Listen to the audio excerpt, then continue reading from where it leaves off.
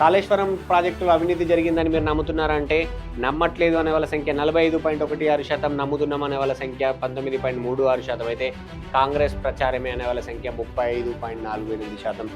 So ఇది రాజకీయ ప్రేరేపిత ఆరోపణ అనేది అయితే చాలా స్పష్టంగా కనబడుతుందని అసిఫాబాద్ ప్రజలు ఇచ్చినటువంటి తీర్పు. ఇక నెక్స్ట్ క్వశ్చన్, కీలకమైనటువంటి క్వశ్చన్, కవితకు సంబంధించి. కవిత కొత్త పార్టీ పెడుతుందా బీఆర్ఎస్ పార్టీ నుంచి సస్పెండ్ అయిన తర్వాత అనేది చూస్తే ఇప్పుడే చెప్పలేమనే వాళ్ళ సంఖ్య, మద్దతు ఇస్తామనే వాళ్ళ సంఖ్య తక్కువగా ఉంది. కవిత కొత్త పార్టీకి మద్దతు ఇవ్వము అనే వాళ్ళ సంఖ్య ఎక్కువగా ఉంది.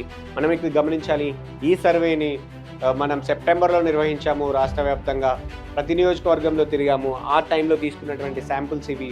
సో ఇది కవిత విధి విధానాలు కావచ్చు, మారే అవకాశం అయితే ఉంటుంది, ఖచ్చితంగా మారేయడానికి అవకాశం ఉంది. కానీ చాలా ఎక్కువగా మంది మాత్రం ఇవ్వము అని చెప్తా ఉన్నారు.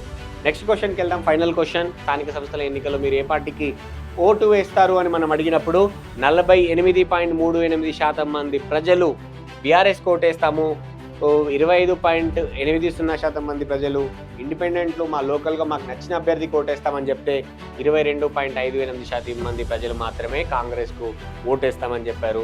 బీజేపీకి ఓటేసే వాళ్ళ సంఖ్య చాలా చాలా తక్కువ. సో ఇక్కడ చాలా స్పష్టంగా గమనించవచ్చు, ఎమ్మెల్యే పనితీరు పట్ల ప్రజలు మెరుగ్గా అంటే మంచి అభిప్రాయంతో ఉన్నారు. రాబోయే స్థానిక సంస్థల ఎన్నికల్లోనూ బీఆర్ఎస్ పార్టీ పట్ల కొంత సానుకూలంగా ఉన్నట్టు తెలుస్తోంది, చాలా స్పష్టంగా కూడా కనపడతాం.